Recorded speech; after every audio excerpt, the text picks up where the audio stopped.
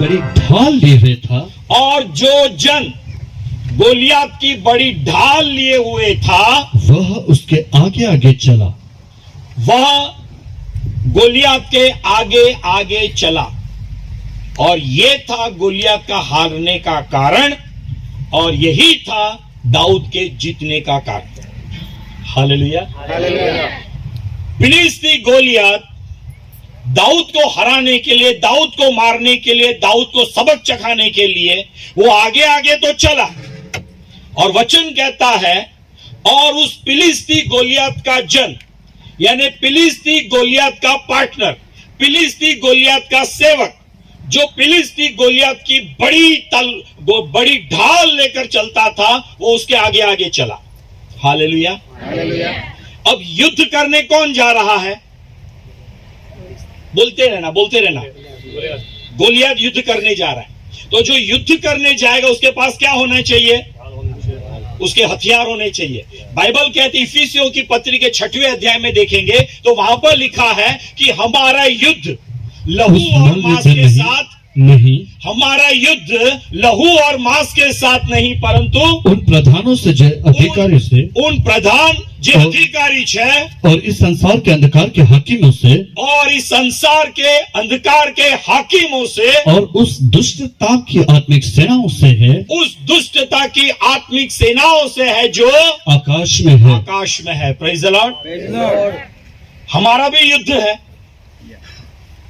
और युद्ध पर जाने के लिए बाइबल कहती है तुम्हारे हथियार सज्जो। बाइबल कहती है उद्धार का टोप तुम्हारे माथे पर होना चाहिए, धार्मिकता की झिलम तुम्हारी सीने पर, तुम्हारी छाती पर होनी चाहिए। हालेलुया। सत्य से तुम्हें अपनी कमर को कस कर रखना है। शांति के सुसमाचार के जूते तुम्हारे पैरों में होने चाहिए। विश्वास की वो ढाल जो शत्रुओं के जलते हुए तीरों को बुझा सकती है, वो ढाल तुम्हारे पास होनी चाहिए। और आत्मा की वो तलवार जो परमेश्वर का वचन है, वो तुम्हारे पास होना चाहिए, क्योंकि हमारा युद्ध है। बोलिए अपने पड़ोसी से, आप युद्ध में हो, आप युद्ध में हो, आप युद्ध में हो। और युद्ध करने वाला हथियार के साथ रहता है। गोलियत युद्ध करने के लिए गया था ना, दाऊद युद्ध करने नहीं गया था, वो तो टिफिन पहुंचाने गया था साहब। हालेलुया।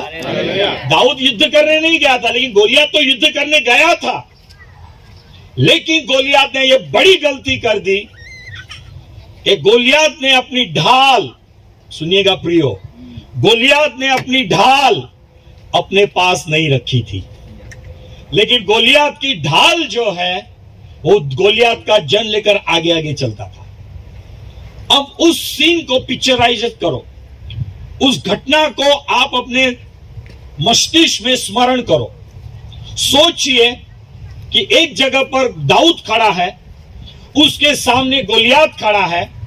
दाऊद एक छोटा बच्चा है, लेकिन गोलियत जो है महाकाय शूरवीर योद्धा है, और दोनों के बीच में युद्ध हो रहा है। दाऊद जो है गोलियत को मारने के लिए पोजीशन में खड़ा है, अपने हाथ में गुलेल लेकर, गुलेल में पत्थर को चढ़ाकर घुमा रहा है, और वो दाऊद गोलियत को मारने के लिए बराबर पूरी तैयारी में है, जोश में है। और वचन कहता है कि वो फिलिस्ती ओके आगे आगे चला, क्योंकि वो भी दाऊद को मारना चाहता था। हालेलुया। आगे आगे चला, दाऊद को मारना चाहता था। जैसे जैसे वो आगे चला, वैसे दाऊद ने अपनी गोफन में से वो पत्थर दे मारा, जूम करके पत्थर निकला। अब दाऊद के गोफन में से वो पत्थर छूटा। दाऊद के आगे दो जन है, दो के एक, दो के एक, हाँ बोलो बोलो, दो के एक नहीं बजा, मैं आपको थोड़ी समय पूछ रहा हूं। दो के एक, दो थे। एक था उसका शत्रु जिसको उसको धूल चटानी थी, गोलियत, और दूसरा गोलियत के आगे चलने वाला उसका सेवक। Praise the Lord. दोनों आगे आगे चल रहे हो। दाऊद ने फटाफट फटाफट गोफन में पत्थर भरा, झुम झुम झुम झुम झुम झुम घुमाया और सटाक से छोड़ दिया। वो पत्थर जा रहा है, और उस समय ये दोनों का एक्शन क्या होगा?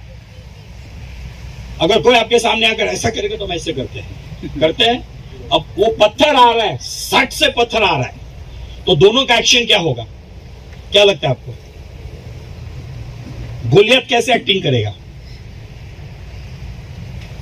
नहीं? हेलो,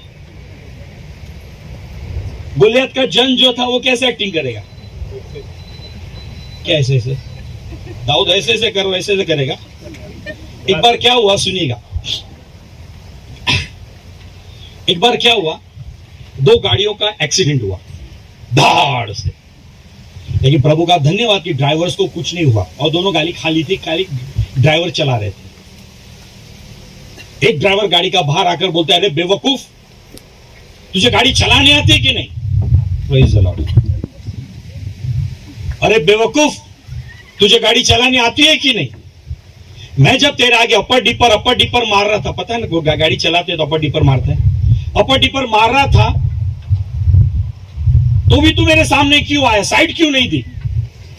तो सामने वाला बोलता है कि मैंने वाइपर चला के ना तो बोला था। हालेलुया।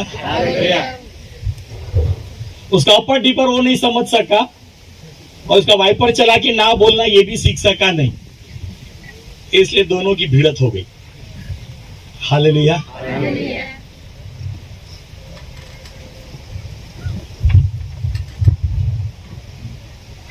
दाऊद के गोफन से वो पत्थर छूटा, गोलियत ने क्या किया? क्या लगता है आपको? बोलिए बोलिए। गोलियत बोलता होगा मुझे कोई फर्क नहीं पड़ेगा। ठीक है अशोक भाई ने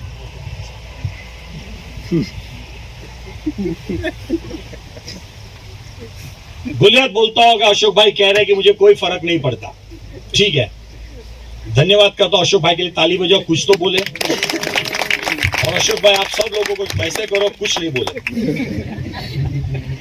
बोलिए बहनों, दीकरियों, भाइयों, बाळको,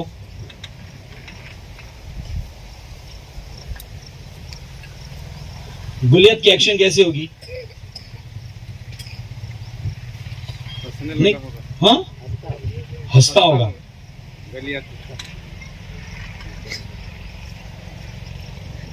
गोलियत हंसता होगा तुच्छ माना, क्योंकि उसने दाऊद को तुच्छ माना, हंसता होगा। ओके ठीक है, अविनाश भैया के लिए भी ताली, बहुत बढ़िया।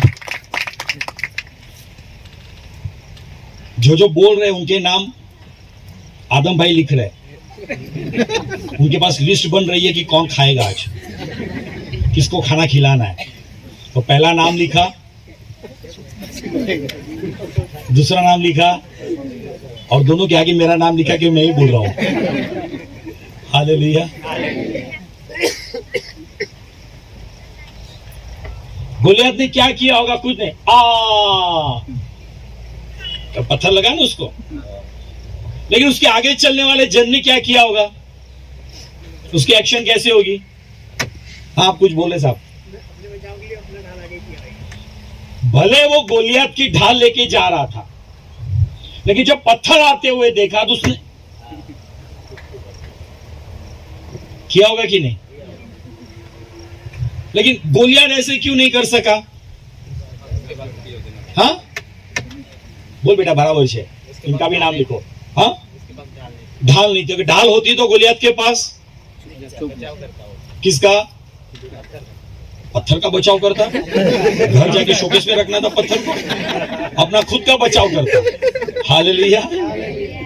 तो गोलियत का हारने का कारण क्या? कि गोलियत के पास उसके खुद की ढाल, अगर ढाल होती तो गोलियत के 4 पत्थर, दाऊद के बचे हुए 4 पत्थर लेके दाऊद घर नहीं जाता, उसके बाद दूसरा पत्थर मारता, फिर दाऊद के पत्थर को गोलियत झेल लेता, बच सकता था।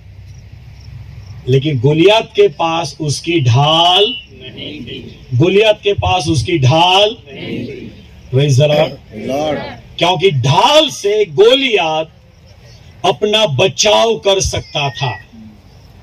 सवाल यह पैदा होता है, यीशु मसीह कल, आज और युगानुयुग यदि एक सा है, तो आज आपका भरोसा, आज आपका विश्वास, आज आपका एतबार, आज आपका आधार कौन है?